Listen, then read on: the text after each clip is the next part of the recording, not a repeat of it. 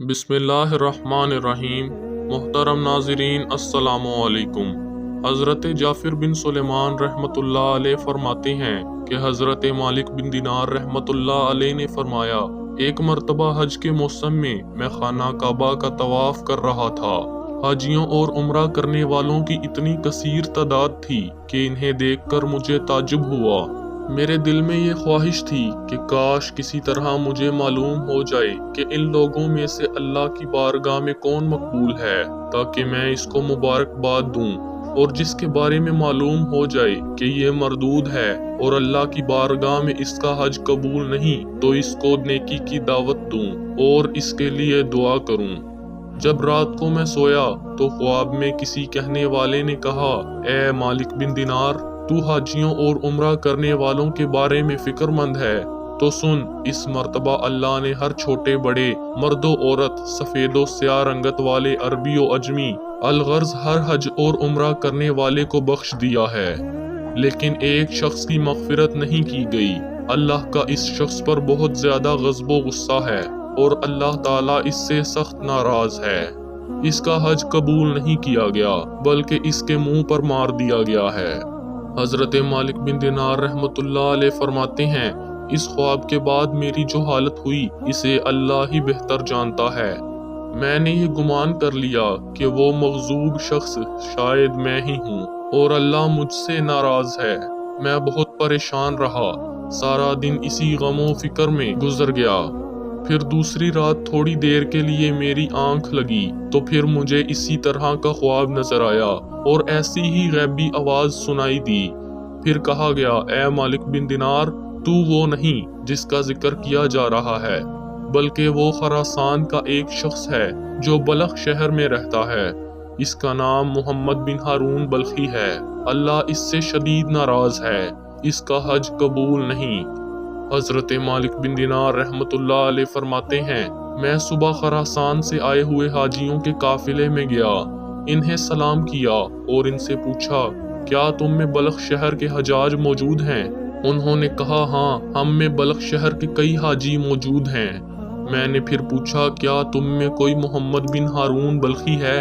انہوں نے کہا، مرحبا، اس نیک شخص کو کون نہیں جانتا، اس سے بڑھ کر عابد و زاہد پورے خراسان میں کوئی نہیں۔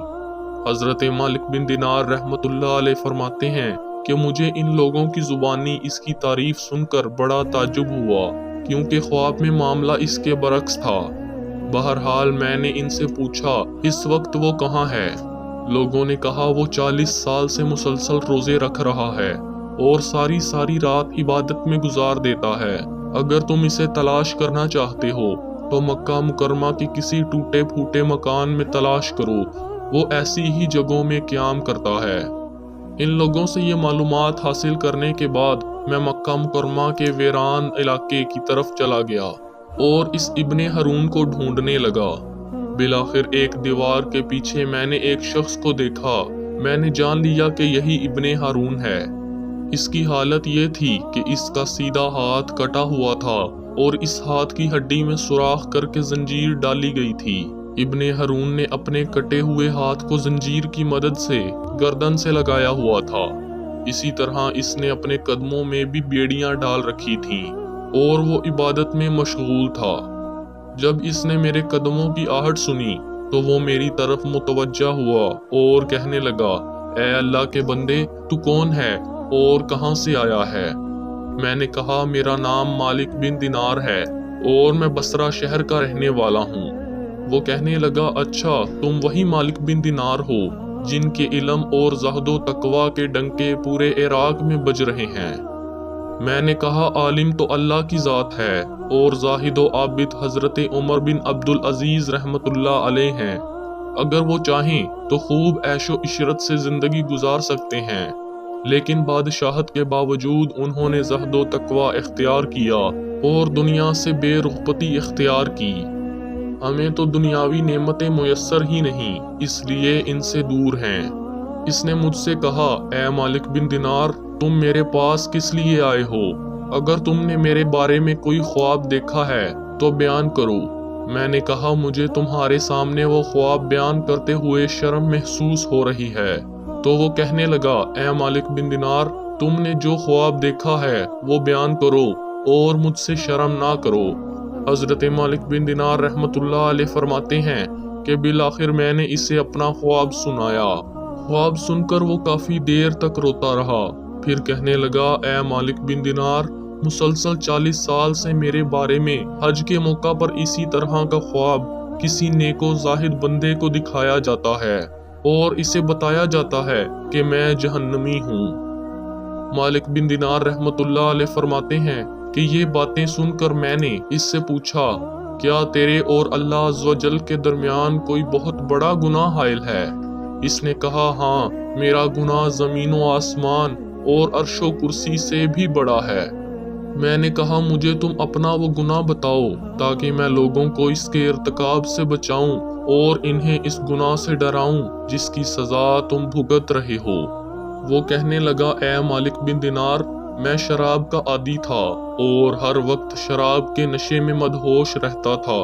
ایک مرتبہ میں اپنے ایک شرابی دوست کے پاس گیا، میں نے وہاں خوب شراب پی، پھر جب مجھ پر نشہ طاری ہونے لگا اور میری عقل پر پردہ پڑ گیا تو میں نشے کی حالت میں گرتا پڑتا اپنے گھر پہنچا اور دروازہ کھٹکھٹایا۔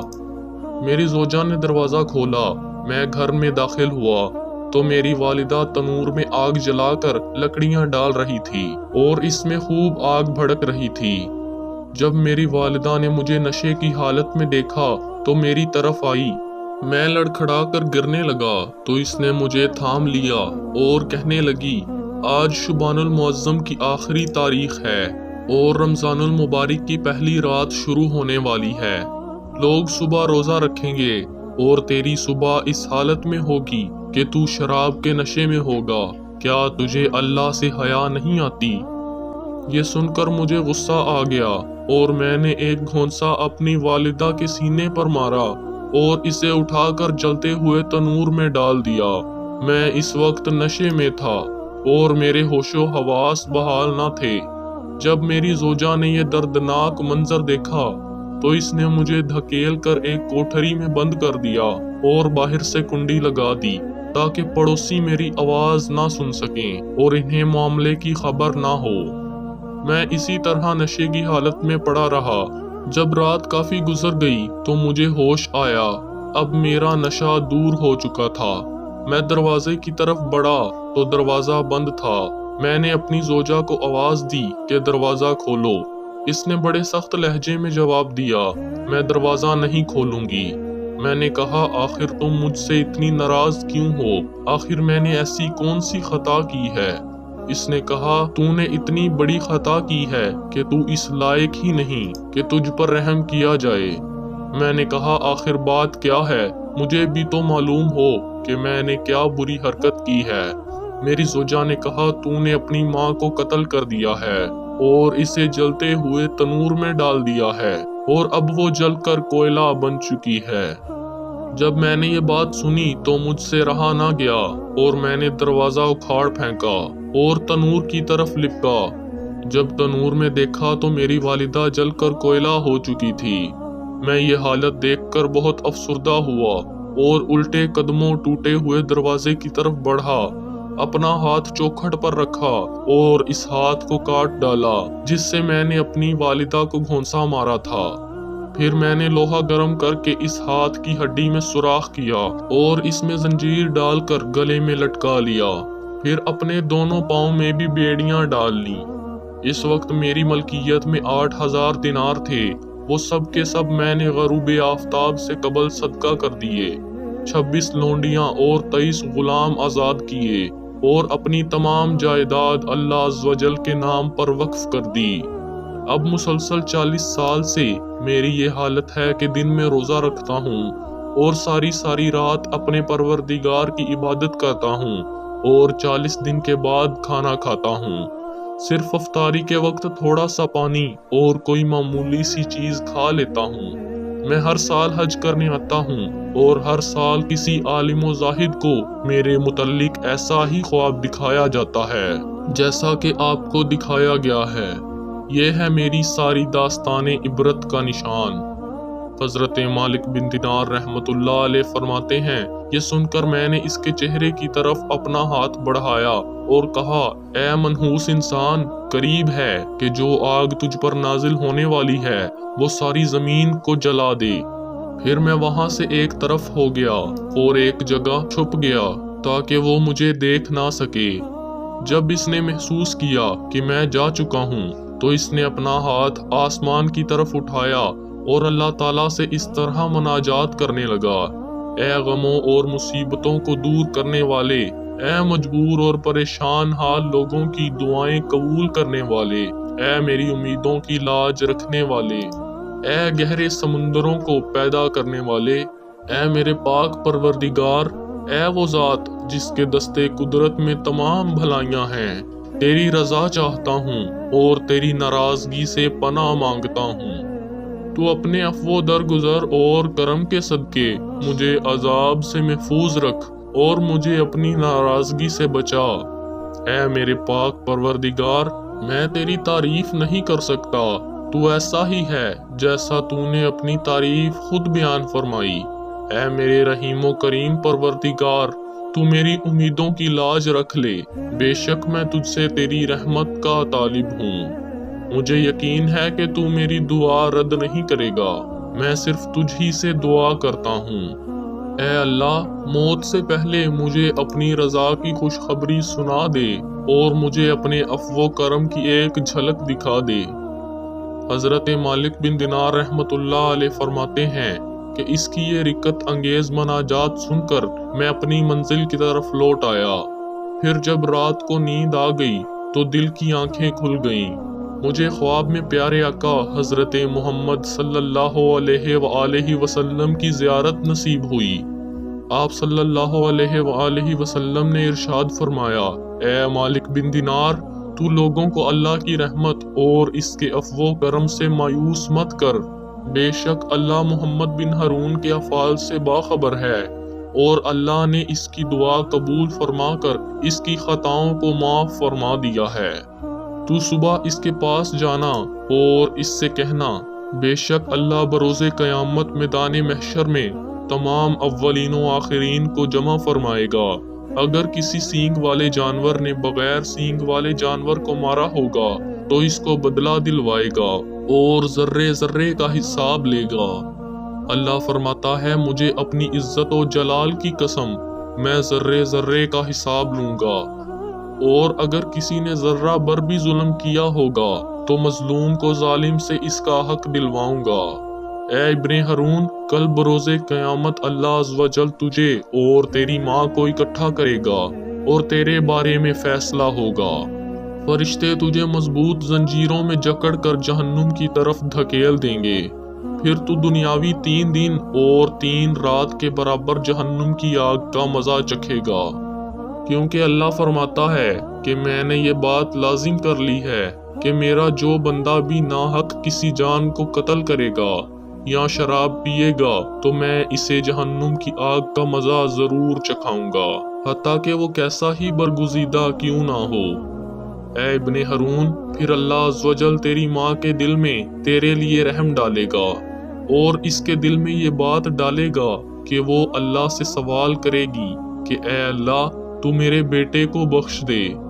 پھر اللہ تجھے تیری والدہ کے حوالے کر دے گا، تیری والدہ تیرا ہاتھ پکڑ کر تجھے جنت میں لے جائے گی۔ حضرت مالک بن دینار رحمت اللہ علیہ فرماتے ہیں، جب صبح ہوئی تو میں فوراً ابن ہارون کے پاس گیا اور اسے بشارت دی کہ آج رات خواب میں مجھے پیارے آقا حضرت محمد صلی اللہ علیہ وآلہ وسلم کی زیارت نصیب ہوئی ہے۔ آپ صلی اللہ علیہ وآلہ وسلم نے مجھے تیرے بارے میں اس طرح فرمایا ہے۔ پھر میں نے اسے اپنا پورا خواب سنایا۔ خدا کی قسم، یہ خواب سن کر وہ جھوم اٹھا اور اس کی روح اس طرح آسانی سے اس کے تن سے جدا ہوئی جیسا کہ پتھر کو جب پانی میں ڈالا جائے تو وہ اس میں آسانی سے نیچے کی جانب چلا جاتا ہے۔ پھر اس کی تجہیز و تکفین کا انتظام کیا گیا اور میں نے اس کے جنازے میں شرکت کی۔ اللہ ہم سب کو اپنی رحمت کاملہ کا سایہ عطا فرمائے، ہمیں لمحہ بھر کے لیے بھی جہنم کی آگ میں نہ ڈالے ہمارے کمزور جسم جہنم کی آگ کو برداشت نہیں کر سکیں گے۔